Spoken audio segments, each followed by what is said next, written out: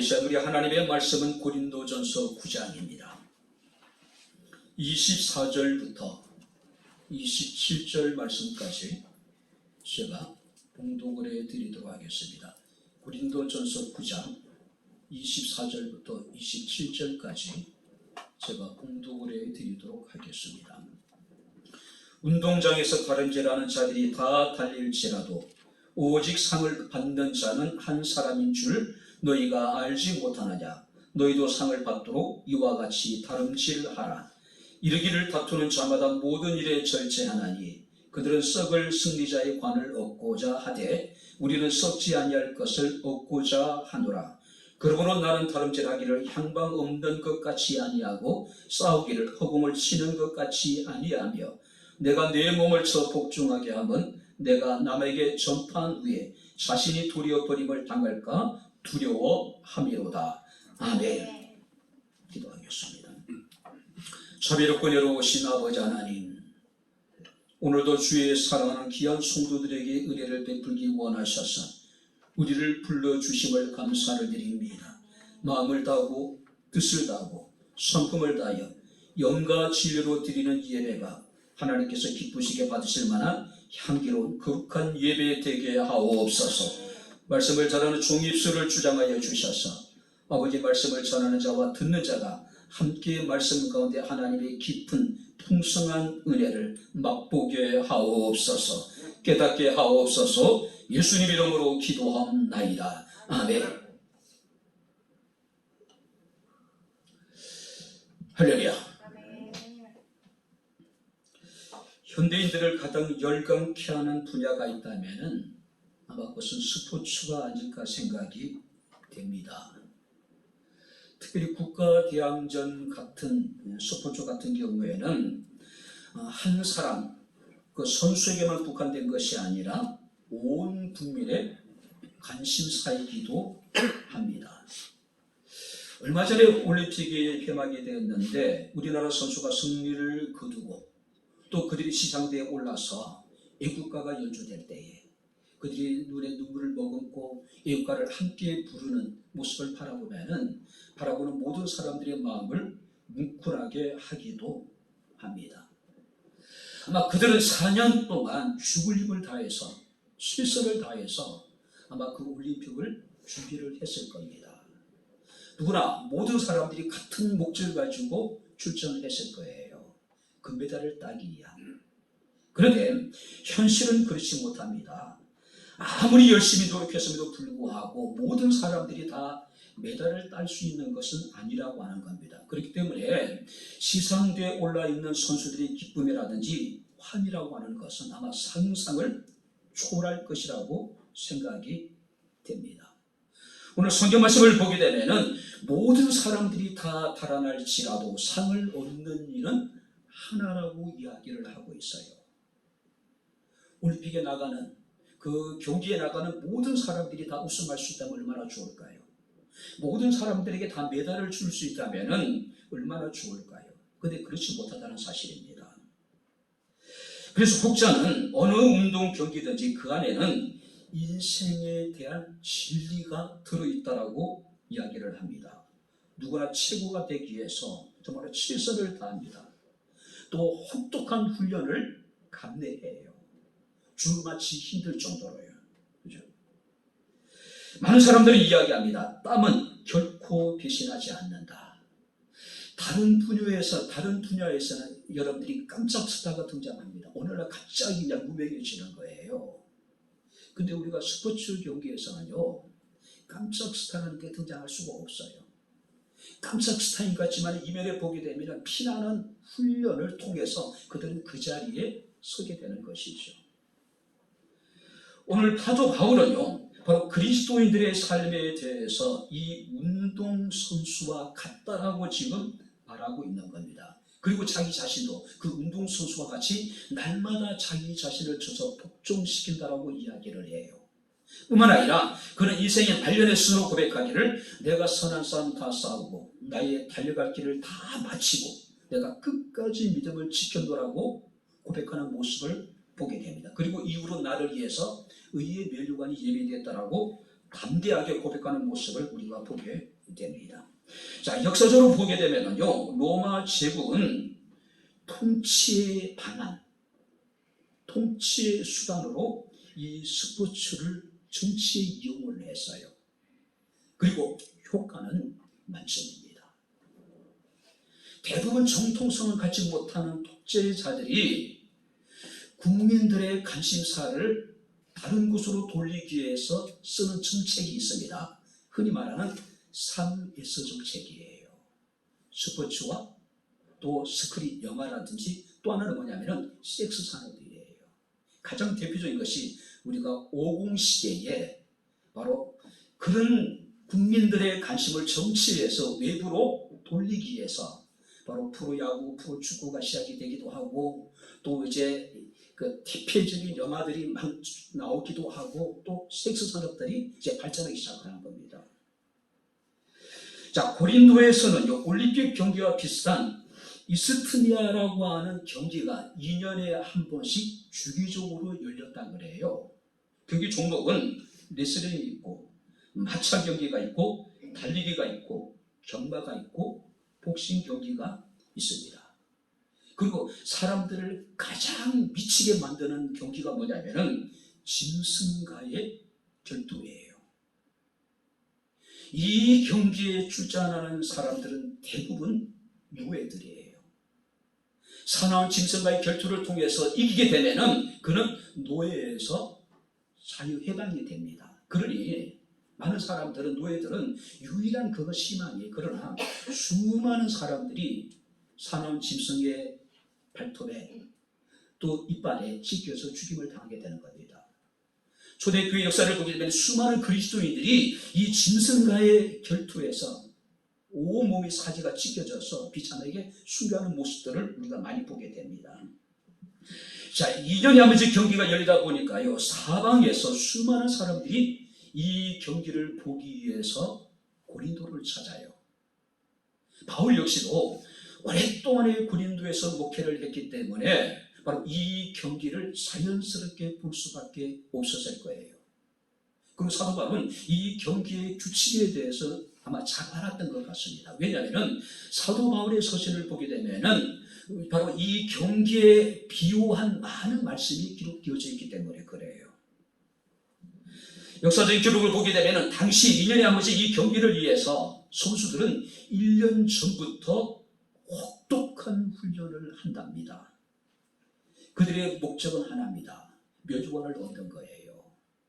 그리고 바로 그들은 자신이 땀 흘린 것만큼 노력한 것만큼 그 결과에 대한 보상으로 시상대 서기도 합니다. 자, 그런데 비록 메달을 따지 못하더라도 월계를 쓰지 못하더라도 그 경기에 출전한 선수들은요, 다음 경기를 기약할 수 있어요. 자신이 무엇이 부족했는지, 자신이 어떤 단점이 무엇이었는지를 파악하고 또 피나는 훈련에서 다음 경기에 출전할 수 있습니다. 근데 신앙의 경주는 그렇지 못해요. 왜요? 인생이라는 것은 연습 경기가 없기 때문에 그래요. 한 번에 끝나는 경기입니다. 오늘 사도 바울 경기장에서 운동선수들이 오직 면류관을 바라보면서 처절하게 싸우는 모습을 보면서 바로 우리 그리스도인의 삶에 대해서 지금 교훈하고 있는 겁니다. 신앙생활은요, 어쩌면 반드시 승리를 해야 되는 싸움이에요. 바로 2년 만에 한 번씩 아테네에서는 올림픽이 열리고 또 고린도에서는 또 올림픽과 비슷한 이 경기가 계속해서 반복해서 벌어지게 됩니다. 오직 선수들의 목적은 하나예요. 우승입니다. 우승해야지만이 멸주관을 쓸 수가 있는 거예요. 마찬가지로 신앙의 경주에 있어서도 우리는 반드시 승리해야 됩니다. 할렐루야. 어떤 대가를 치르더라도 우리는 승리를 해야 된다는 거죠. 자, 그렇다면 오늘 본문을 통해서 사도 바울이 바로 우리에게 교훈하고 있는 것이 있습니다. 이기기를 다투는 운동선수들을 통해서 우리가 어떤 자세로 신앙의 경주자로 우리가 나서야 될 것인가, 우리가 말씀을 살피면서 우리가 함께 은혜를 나누도록 하겠습니다. 자, 먼저 한번 24절 우리 다시 한번 같이 읽겠습니다. 운동장에서 다름질하는 자들이 다 달릴지라도 오직 상을 받는 사람은 한 사람인 줄을 너희가 알지 못하느냐. 너희도 상을 받도록 이와 같이 다름질하라. 모든 경기가 마찬가지죠. 휘슬이 울리면은 바로 종료 휘슬이 울 때까지 선수들은 최선을 다해야 돼요. 자신이 그동안 훈련한 것, 연습한 것을 다 쏟아 부어야 돼요. 속된 표현으로 젖먹던 힘까지 다 쏟아 부어야 했어요. 그죠? 마찬가지로 우리가 하나님의 부르심을 받았다면, 하나님의 부르심에 대한 확신이 있다면 우리는 그 순간부터 쉬지 않고 끊임없이 신앙의 경주자로서의 우리는 사명을 감당해야 됩니다. 바울은 고백합니다. 내가 선한 싸움 다 싸우고 나의 달려갈 길을 다 마치고 믿음을 지켰다라고 이야기를 하고 있어요. 근데 성경 말씀을 보게 되면은 다 달릴지라도 상을 얻는 이는 한 사람이다. 그렇다면 여기서 구원을 받는 사람이 단 한 사람일까? 그건 아니에요. 여기서 강조점은 뭐냐면은 상을 얻는 그 사람이 정말로 최선을 다해서 달려가듯이 너희도 상을 얻는 한 사람처럼 신앙의 경주자로서 최선을 다하는 이야기예요. 적당히 해서는 우리는 아무것도 얻을 수가 없어요. 우리가 적당히 해서 얻게 되는 승리는 우리가 진정한 승리라고 이야기할 수가 없는 거예요. 신앙생활에 있어서 적당이라고 하는 것은 존재하지 않습니다. 왜냐하면 주님께서 우리에게 말씀하시기를 맡은 자에게 그것은 충성이라고 얘기하고 충성의 범위는 죽기까지예요. 오늘 최선을 다하는 이야기입니다. 오영부영하지 말란 이야기예요. 뒤돌아보지 말란 이야기예요. 추천거리지 말란 이야기예요. 오직 앞만 향해서 달려나가는 이야기예요. 우리가 성경을 보게 되면은 처음에는 열정을 가지고 열심히 했다가 나중에는 스스로 자기 자신을 우리가 높여서 교만함으로 멸망을 당하는 사람들을 종종 보게 됩니다. 우리가 토끼와 거북이의 어떤 기후를 그 우화를 보게 되면 어떻습니까? 토끼는 잘 달려요. 능력이 있습니다. 선천적인 재능을 타고났어요. 그러나 문제가 뭡니까? 최선을 다하지 않는 거예요. 그죠?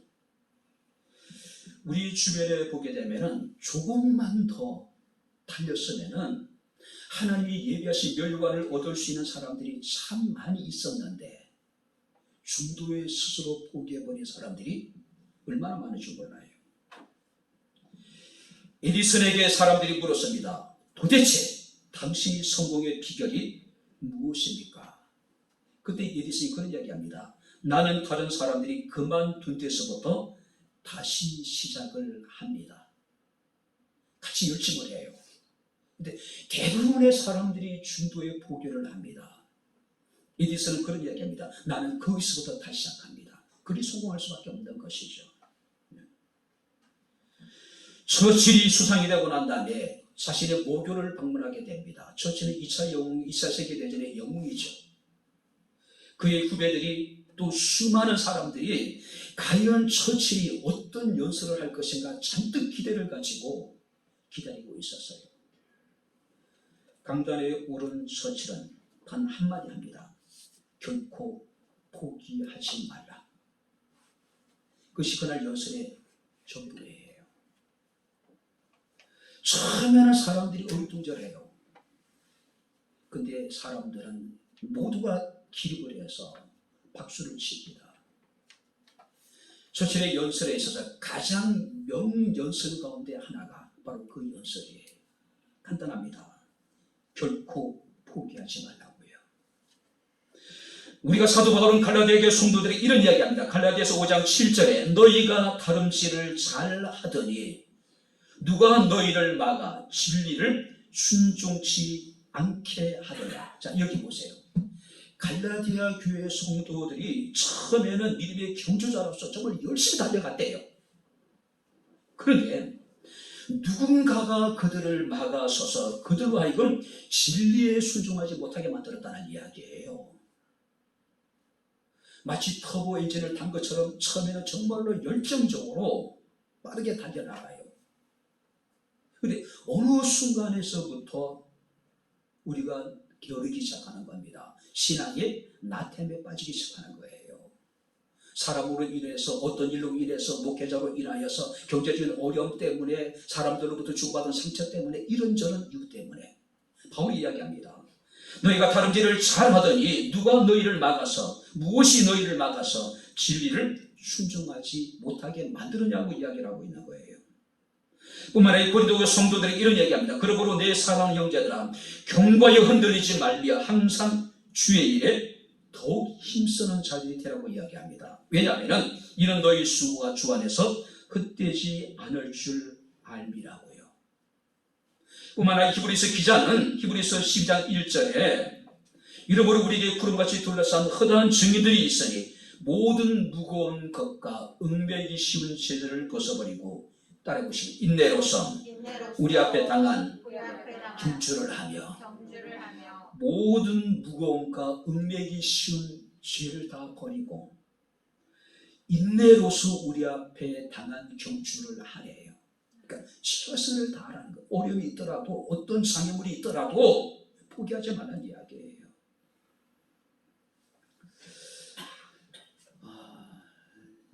지금 오늘 이제 아마 폐막을 할 것 같은데, 일본에서 벌어지고 제16회 패럴림픽, 장인 올림픽. 저는 처음부터 끝까지 본 경기가 사실 없어요. 그러니까 별로 사람들이 대부분 장인 올림픽에 대해서는 관심이 없습니다. 그죠? 근데 감동적인 한 장면을 보았습니다. 그 탁구 경기예요. 우리나라의 박홍주라고 하는 선수가 게임을 한 이집트 선수예요. 근데 이 선수는, 탁구 선수가 가장 중요한 게 뭘까요? 다리가 없어도 힐치에 앉아가지고 손으로 탁구를 쳐야 되잖아요. 이 선수는요, 두 팔이 없어요. 10살 때 사고로 인해가지고 두 팔이 절단된 아주 심각한 중증 장애인이에요. 근데 그가 장애인 올림픽에 탁구 선수로 출전을 한 거예요. 입으로 라켓을 물더라고요. 그리고 왼쪽 발가락으로 공을 올려요. 그리고 이제 서브를 매기고 또 상대 우리나라 선수의 공격을 이렇게 방어하기도 하고 또 공격하기도 하고, 물론 3대 0이라고 하는 일방적인 스코어로 게임이 끝나긴 했지만은 전 세계인들에게 정말 엄청난 감동을 주지 않았나 생각이 돼요. 10살 때 두 팔을 잃었다. 그런 힘겨운 사춘기를 지났을 거 아니에요. 얼마나 참으로 힘든 고통스러운 삶을 지내왔을까. 사고 난 다음에 3년 지난 다음에 그 어머니가 탁구 라켓을 가져다 주더래요. 그때부터 탁구를 치기 시작한 겁니다. 결혼을 해서 지금은 딸이 하나 있더라고요. 그 딸이 옆에서 이제 아버지가 그 입을 탁구 라켓을 물고 탁구 치는 걸 옆에서 도와주더라고요. 아무리 어렵고 힘든 일이 있더라도 포기하거나 뒤돌아서지 말라는 이야기예요. 오늘 성경 말씀은 우리에게 이런 이야기를 합니다. 너희도 바로 상을 받도록 이와 같이 다름질하라. 할렐루야. 운동 경기 선수들이 자신의 한계를 극복하면서 달려가듯이 아무리 숨 막히고 숨이 여름 턱까지 차올라서 당장이라도 실시돼서 죽어버릴 것 같은 상황을 만나게 되더라도 그들이 결코 포기하지 않듯이 너희도 이와 같이 다름질하라. 상을 얻도록 노력하라는 이야기예요. 신앙생활의 승패는 우리가 얼마만큼 지속적으로 최선을 다했느냐, 그래서 사도 바울은 에베소 교회 성도들에게 우리 주 예수 그리스도를 변함없이 살아가는 자들에게 하나님의 은혜가 있을지어다. 할렐루야. 하나님이 우리를 부르시는 그날까지 우리가 신앙의 경주자로서 결코 포기하지 않고 끝까지 최선을 다해서 우리가 선한 싸움 다 싸우고 믿음을 지켜나가고 정말로 하나님의 앞에서 절대 부끄럽지 않는 저와 여러분들의 삶이 될 수 있기를 주의 이름으로 축원합니다. 우리 백경목의 성도들이 그랬으면 좋겠어요. 근데 우리는 핑계와 이유가 얼마나 많은지 몰라요. 그죠? 이것 때문에 저것 때문에 이 사람 때문에 저 사람 때문에 그죠? 우리는 너무 많은 핑계를 가지고 있어요. 우리는 변명거리를 가지고 있습니다. 하나님 우리를 부르시는 그날까지 변함없이 주님을 사랑하고 신앙의 경주자로서 최선을 다할 수 있는 저와 여러분들의 삶이 될 수 있기를 다시 한번 주 이름으로 축원합니다. 두 번째 말씀을 보시기 바랍니다. 25절 우리 같이 읽겠습니다. 이기기를 다투는 자마다 모든 일에 절제하나니 그들은 썩을 승리자의 관을 얻고자 하되 우리는 썩지 아니할 것을 얻고자 하노라. 바울이 운동선수를 보면서 깨달은 건 뭐냐면 그들은 쉽게 시들어버릴 멸류관을 얻기 위해서 육체적으로 힘든 절제의 삶을 살아요. 아까 얘기를 했죠. 이 경기에 출전하기 전에는 1년 전부터 최소한 10개월 전부터 혹독한 훈련을 거쳐요. 자신의 일상생활을 모든 것을 다 포기해요. 그렇지 않으면 그들은 이 경기에 나가서 좋은 성적을 거둘 수가 없다는 이야기입니다. 특별히 여러분들이 성경 말씀을 보니까 모든 일에 절제한다고 이야기를 합니다. 좋은 성적을 거두기 위해서는 다른 사람들과 똑같이 살아서는 아무것도 할 수 없다는 이야기예요. 모든 일에 절제입니다. 모든 일에 절제예요. 절제라고 하는 것은 철저한 자기 부인입니다. 자기 부정이에요. 자기 희생이에요. 승리하는 데 불필요한 모든 것을 포기하는 겁니다. 왜요? 목표가 분명하기 때문에 그래요. 목적이 분명하기 때문에 그래요. 우리나라 운동선수들이 국가대표로 발탁이 되면은 이제 큰 대회를 앞두고 선수촌에 입촌을 하죠. 합숙훈련을 합니다. 지난 올림픽에 한국 여자 배구가 4강의 기적을 이뤘죠. 야, 감동이잖아요. 정말 감동이었어요. 근데 경기가 끝나고 난 다음에 이제 아쉽긴 하죠. 야, 1승만 더 했으면은 메달을 바라볼 수 있었는데. 근데 모든 국민들이 다 박수를 쳤어요. 근데 모 선수가 그런 얘기하다가 하고 싶은 게 뭐냐. 저 결혼한 지 며칠 됐는데 바로 선수 입소를 한 거예요. 이제 신혼인데 한참 신랑과 정말 행복한 미래를 즐겨야 될 그 시기에 그 올림픽을 위해서 선수에 입소를 하는 순간부터 어떻습니까? 모든 것을 포기해야 돼요. 엄격한 통제된 가운데 새벽부터 저녁까지 혹독한 훈련을 합니다. 먹고 싶고 하고 싶고 놀고 싶고 쉬고 싶지 않겠어요? 우리가 똑같은 사람들인데 그죠? 그들은 잠자는 것까지도 일정한 규칙을 지키면서 잠자리에 들기도 하고 또 일어나기도 합니다. 또 그들의 심리 상담사도 있어서 그들의 마음이 허탄한 생각을 버리게 만들고 또 바른 마음을 가질 수 있도록 옆에 또 이제 도와주잖아요. 그죠? 오늘 성경을 보면은 그들은 모든 일에 절제했대요.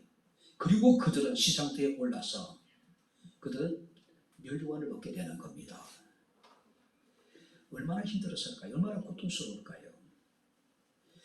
바르셀로나 올림픽 때 금메달리스트인 황용조 선수가 이런 이야기를 합니다. 마라톤은 자기와의 싸움을 가장 대표적인 경기라고 이야기해요. 자기와의 싸움의 가장 대표적인 경기예요. 그죠? 혼자잖아요. 40.19km 혼자 달려가야 되잖아요. 얼마나 힘들어요. 그죠? 특별히 여러분들이 마라톤 경기는 대부분 여름에 열리죠. 올림픽이, 하계 올림픽이 무더위와 싸워야 하고 또 38km 넘어가게 되면 정말로 고통스럽대요. 상상을 초월할 정도로 고통과 싸워야 하고 또 상대 선수와 싸워야 하고. 그래서 황교안 선수가 그런 얘기를 하더라고요. 훈련이 너무 힘들어서 옆에 달리는 차에 뛰어들어서 죽고 싶었다. 포기하고 싶은 마음이 한두 번이 아니었다는 이야기죠. 그런 어렵고 힘든 과정들을 참고 견뎌냈기 때문에 그는 국민 영웅이 되라는 것이요. 국민 영웅이 되는 거예요. 우리나라의 최고의 야구 선수는 모든 사람들이 꼭 인정하듯이 이승엽 선수예요. 아마 그런 선수가 다시 우리나라에 나올 수 있을까 생각될 정도로 그는 위대한 선수입니다. 근데 이승엽 선수가 그런 한 인터뷰를 하는 걸 봤습니다. 선수 시절에는요, 다른 야구 선수들은 경기가 없는 날에는 게임을 하거나 자기만의 시간을 보내면서 휴식을 취해요. 근데 이승엽 선수는 단 한 번도 컴퓨터 게임을 하지 않았대요. 왜요? 혹시 게임을 하다 보면은 시력에 방해가 생길 수 있다는 거예요. 그래서 좋은 경기력을 위해서는 컴퓨터 게임을 자기는 한 번도 하지 않았다는 이야기를 하더라고요. 이게 자기 절제입니다. 이것이 자기 부인이에요. 하고 싶은 거 다 하고 놀고 싶은 거 다 놀고, 그리고 우리가 무엇을 기대할 수 있을까요? 그죠? 특별히 여러분들이 운동선수들이 이렇게 죽을 힘을 다해서 자기를 절제하면서 열심히 운동을 합니다. 그들이 여러분들이 이기기를 다투는 목적이 뭡니까? 성경 말씀 보니까 뭐라고 이야기하고 있습니까? 25절 말씀 보니까 그들은 썩을 승리자의 관을 얻고자 하되. 자, 여기 보세요. 올리브 나무로 가지로 만든 그들은 월계관을 씁니다. 근데 이 여러분들이 이 가지로 만든 월계관이라는 게 며칠 지나면은 여러분들이 다 말라 비틀어져 버리잖아요. 말라 비틀어져 버리잖아요. 바로 사람들은 그것을 위해서 지금 달려간다는 이야기입니다. 오늘 근데 우리 성경 말씀을 보게 되면은 베드로전서 1장 24절에 모든 육체는 풀과 같고 그 모든 영광이 풀의 꽃과 같으니 풀은 마르고 꽃은 다 떨어진다는 이야기. 그것을 위해서 그들은 1년이나 아니면 4년 동안 피나는 훈련을 한 거예요. 오늘 살아서 우리는 그런데 사도 우리에게 이야기를 합니다. 우리가 얻고자 하는 면류관은 어떤 면류관을 이야기합니까? 썩지 아니할 면류관. 할렐루야. 사람들은 시간이 지나면 썩어 없어질 것을 위해서 그렇게 달려가지만은 우리 그리스도인들은, 신앙의 경주자들은 영원히 썩지 아니할 면류관을 얻기 위해서 달려가는 사람이라는 이야기예요. 그렇다면은 우리는 그들보다도 더 자기 자신을 절제하고 자기를 부인하고 자기 십자가를 지고 주님을 따르는 삶을 살아가야 된다는 이야기죠. 자, 근데 얘기해 보세요. 우리가 한두 번 우리가 절제한다고 우리가 운동경기에 나가 승리할 수 있을까요? 아니에요. 바울은 이런 고백을 합니다. 한번 따라 해보세요. 날마다 죽노라. 할렐루야. 날마다 죽노래요.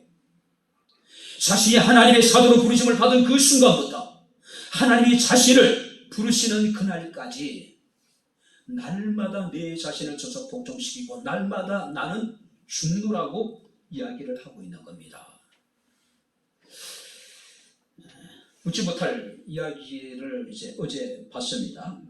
14세기 경에 그 벨기에 지역에, 벨기에 유럽에 레이몬드 3세라고 하는 군주가 있었대요. 벨기에에. 근데 친동생이 쿠데타를 일으켜가지고 황제에서 폐위를 당합니다. 그리고 감옥에 수감이 돼요. 자, 쿠데타를 통해서 정권을 잡은 이 동생이 그래도 형이기 때문에 차마 죽일 수가 없었어요. 그래서 특별히 만든 감옥에다가 수감을 시킵니다. 가둬뒀어요. 근데 그 감옥의 특징이 뭐냐면은 감옥 문이 작았다는 거예요. 작았다는 거예요. 근데 네고도 3세는 굉장히 그 탐심이 많고 막 몸이 아마 비대했던 것 같아요. 그래서 동생이 형에게 제안을 합니다. 이 감옥의 문이 굉장히 좁고 작다. 스스로가 자신을 절제를 해서 나온다면은 내가 당신의 생명을 살려주겠다. 처음에는 이 레고도 3세가 살고 싶은 욕심이 있을 거 아니에요. 이 갑갑한 감옥에 빨리 빠져나오고 싶은 욕심이 있을 거 아니에요. 절제를 해요. 근데 매일 시간마다 들어오는 그 산의 진비 앞에 그는 스스로 무너져 버려요.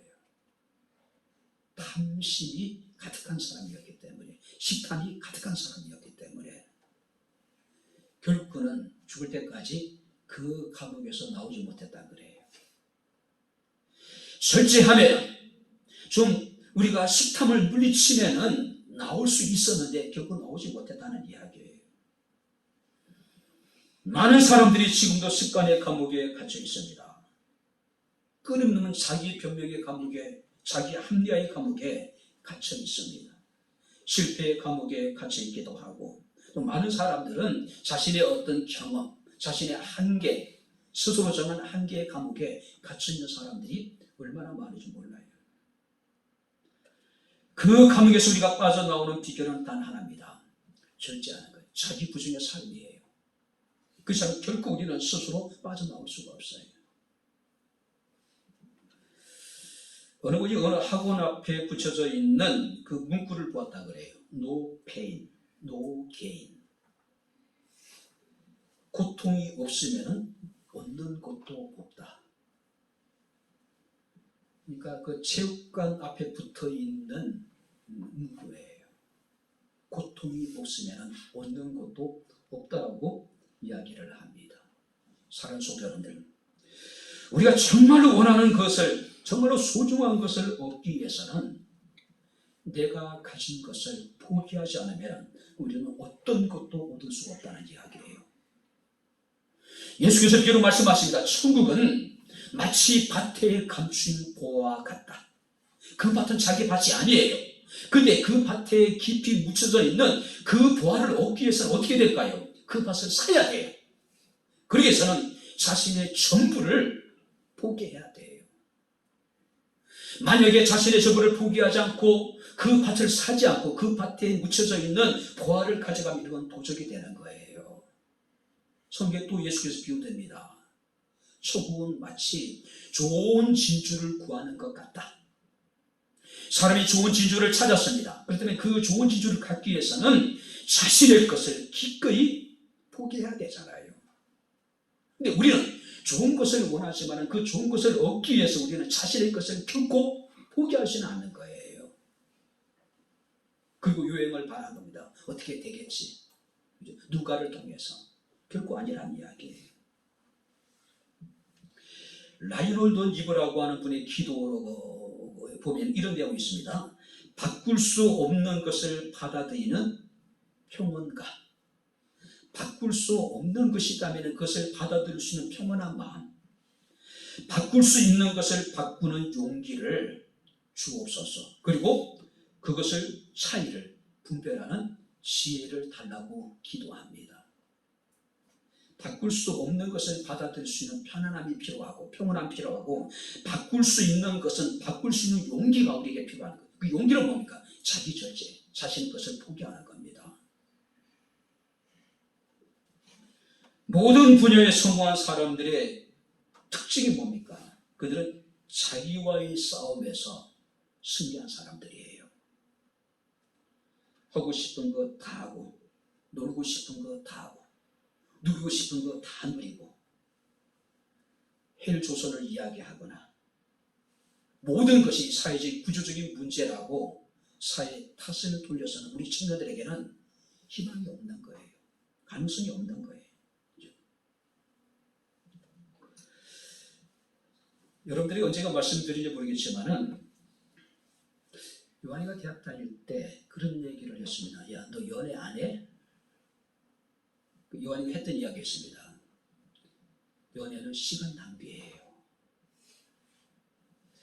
자신이 원하고자 하는 것을 얻기 위해서는 대학생활 속에서 연애는 시간 낭비일 뿐이라고 이야기를 하더라고요.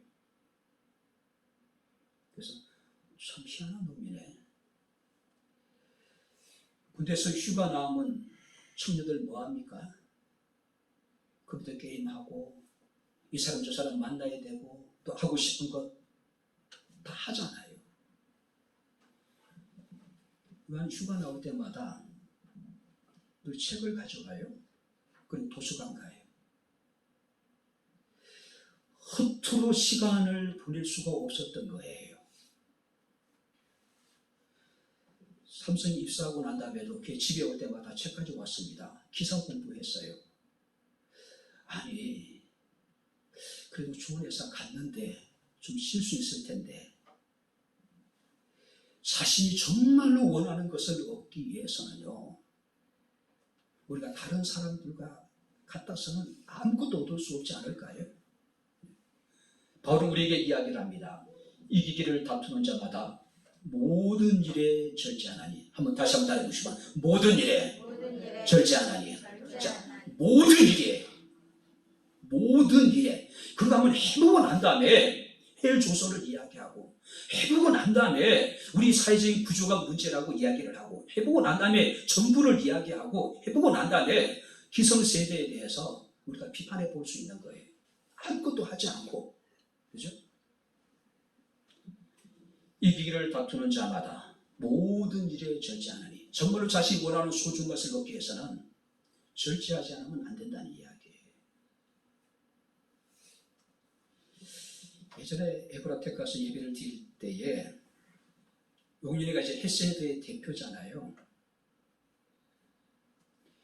에브라테크 사무실 앞에 보게 되면 조그마한 골방 같은 것이 있더라고요. 작은 방이에요. 한 평 채 되지 않을 정도, 뭐 그 정도 되는. 그 용윤이한테 그런 얘기했습니다.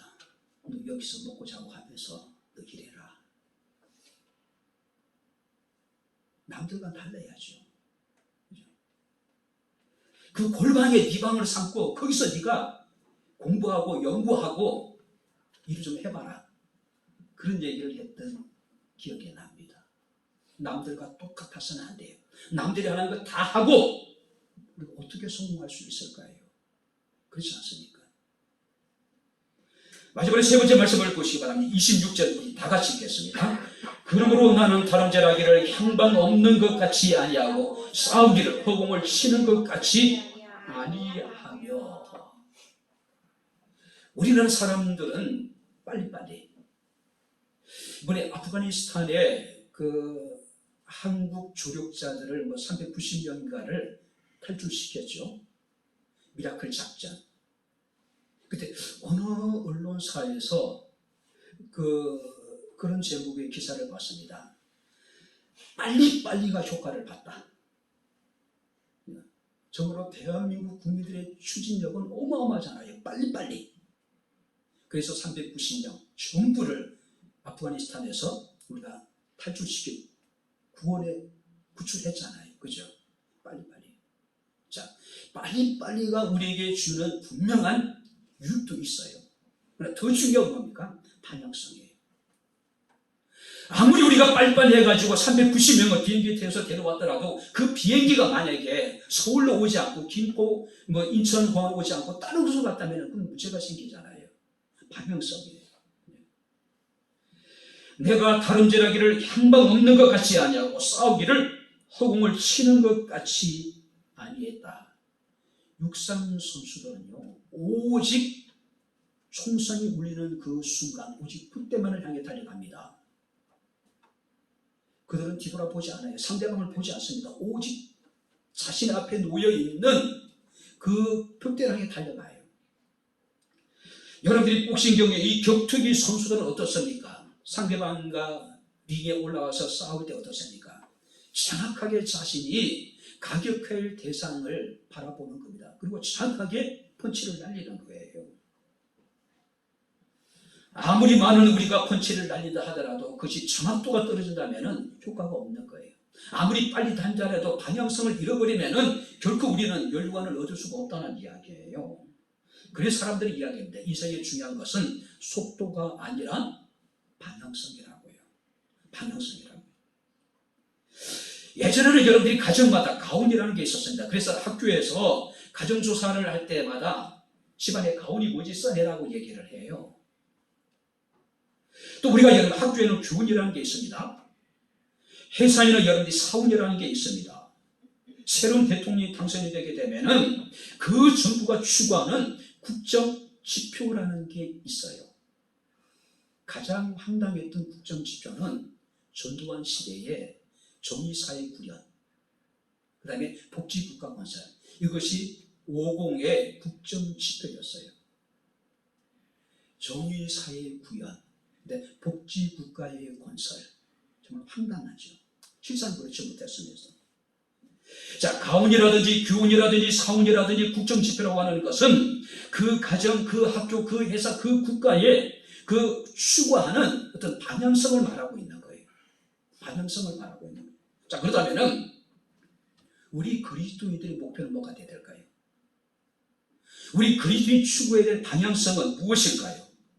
히브리서 12장 2절에 믿음의 주요 또 온전케 하시는 이, 따라해보세요. 예수를 바라보자. 할렐루야. 예수가 우리의 삶의 목표입니다. 예수가 우리의 삶의 목적이에요. 예수 그리스도가 우리의 삶의 방향성이 돼야 돼요. 그죠? 특히 성경 말씀을 보게 되면은 온전케 하시는 이라고 말씀하고 있습니다. 이 온전케 한다는 의미는 무슨 말이냐면은 완성자. 믿음의 주요 온전케 하시는 예수라는 분은, 우리가 믿고 의지하는 그분은 우리의 완성자가 되시는 분.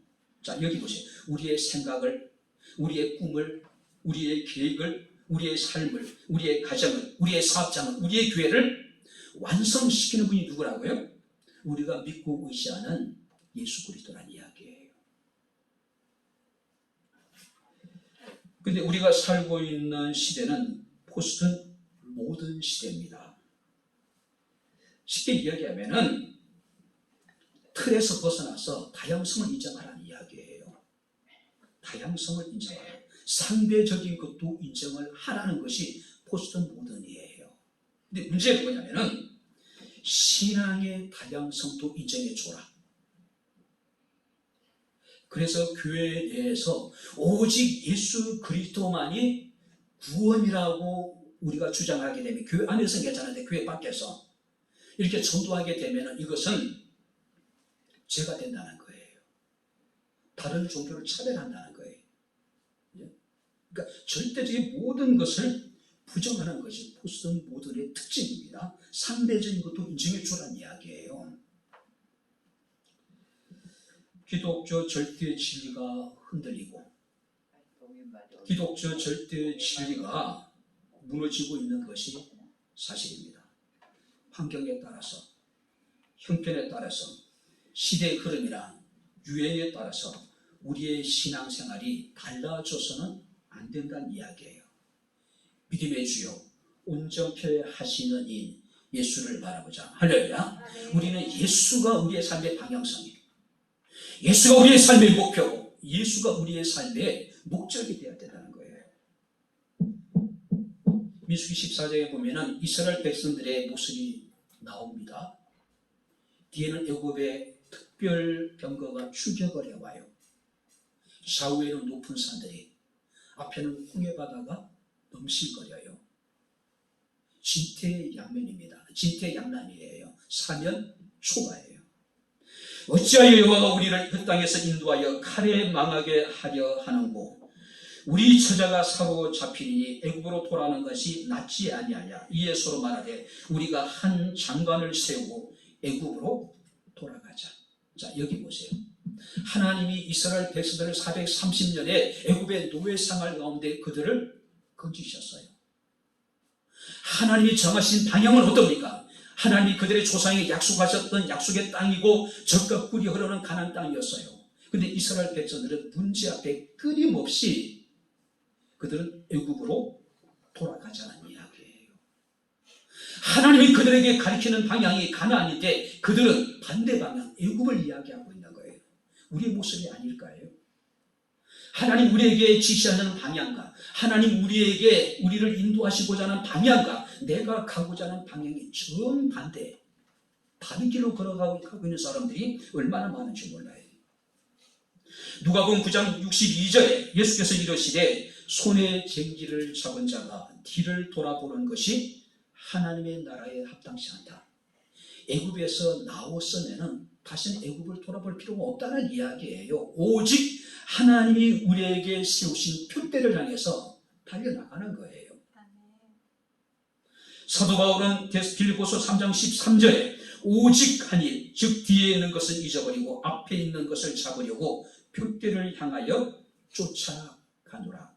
앞에 있는 것을 잡으려고. 그게 뭐냐면 하나님이 세우신 표대, 예수 그리스도예요. 우리가 예수 그리스도를 바라보고 끝까지 예수님을 향해 나가다는 것은 쉬운 일이 아니에요. 그럼 어떻게 될까요? 자, 여기 보세요. 희망 이론이라는 게 있습니다. 자, 희망 이론을 주장하는 사람들의 이야기는 이런 거예요.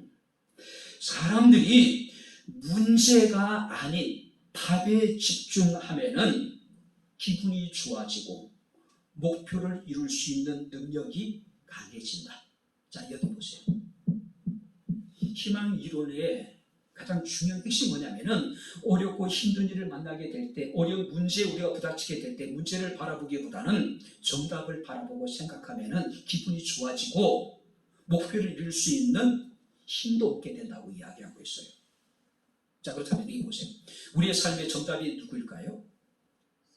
우리의 삶의 진정한 답, 변하지 않는 답. 김종국 목사님이 CCC에서 CCC 캠프 때마다 외쳤던 이야기가 있습니다. 백문 일답. 인생에 100가지의 문제가 있더라도 답은 하나입니다. 그 답이 누구예요? 오직 예수 그리스도입니다. 할렐루야.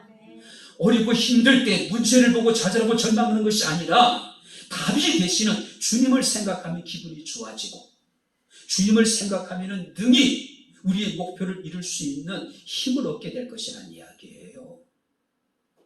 믿음의 주요 온전케 하시는 인 예수를 바라보시게 되기를 바랍니다. 할렐루야. 예수님을 생각하세요. 그럼 기분이 좋아져. 군대에 있을 때 애인이 있는 친구들은 그 사진을 코팅을 해서 철모 안에다 집어넣습니다. 정말 어렵고 힘들 때 철모를 벗어서 안에 있는 애인의 사진을 보면서 힘을 얻어요. 애인이 없는 친구들은요, 연예인 사진 갖다가 집어넣고 10분간 휴식할 때마다 연예인 사진을 바라보는 친구도 봤습니다.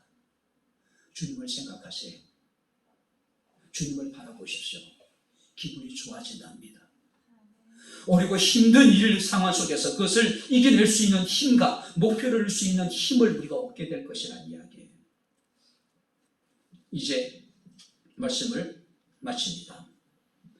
우리 그리스도인들은 썩지 않을 면류관을, 영원히 시들지 않는 면류관을 얻기 위해서 달려가는 사람들입니다.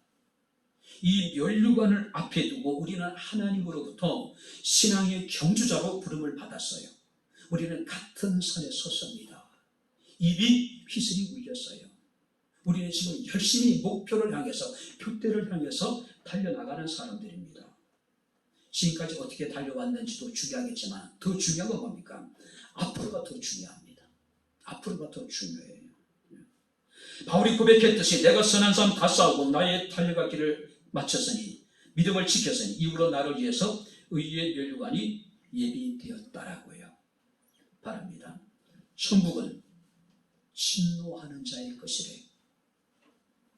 천국은 빼앗는 자의 것이라고 이야기를 합니다. 그래서 히브리서 10장 15절에 그러므로 너희는 담대함을 버리지 말라. 이것이 큰 상을 얻게 하느니라. 할렐루야. 신앙의 경주자로서 최선을 다하고 끊임없이 자기 자신을 부인하고 오직 믿음의 표대가 된 주님을 바라보므로 정말 마지막 날 하나님 앞에 섰을 때에 잘했다, 착하고 충성된 종아, 바로 칭찬받을 수 있는, 큰 상을 받을 수 있는 우리 백향목교회 사랑하는 모든 성도들이 될 수 있기를 주님 이름으로 축원합니다. 기도하겠습니다. 하나님 아버지, 하나님의 은혜와 사랑을 진심으로 감사합니다. 오직 우리가 신앙의 경주자로서 끊임없이 자기 자신을 부정하며 우리가 자신의 믿음을 지켜나가며 선한 싸움을 싸우며 믿음의 격대가 된 주님 안에게 달려나갈 수 있는 은혜를 우리에게 베풀어 주옵소서. 그러므로 너희는 담대함을 버리지 말라. 이것이 큰 상을 얻게 한다고 하셨는데 하나님 우리를 예비하신 큰 상을 바라보므로 좌우 우로 치우침이 없이 변함없이 주님을 사랑하며 믿음의 경주를 다할 수 있는 은총을 베풀어 주옵소서. 예수님의 이름으로 기도합나이다. 아멘. 이제는 우리 주 예수 그리스도의 은혜와 하나님의 크신 사랑과 성령님의 교통 교제의 제 충만 역사 인도하시니 이 길을 다투는 승리자의 삶을 살기를 원하며 주님이 땅에 오시는 그날 상 받기를 원하는 주의 사랑하는 모든 성도들 머리머리 위에 저들의 가정과 직장과 사업장과 이 교회와 이 나라 이 민족 위에 지금부터 영원토록 함께 있을지어다. 아멘.